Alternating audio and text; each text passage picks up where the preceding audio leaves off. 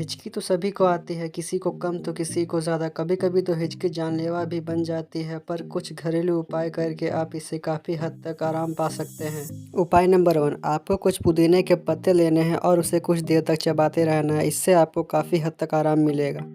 उपाय नंबर 2, हिचकी आने पर नींबू को 2 भागों में काट कर उसमें सेंधा नमक लगाकर चाटने से काफ़ी हद तक हिचकी में आराम मिलता है। आपको यह जानकारी कैसी लगी? अगर आपको ये जानकारी अच्छी लगी तो कमेंट्स बॉक्स में लिखना ना भूलें और ऐसे लेटेस्ट इन्फॉर्मेशन पाने के लिए हमारे चैनल को सब्सक्राइब करें।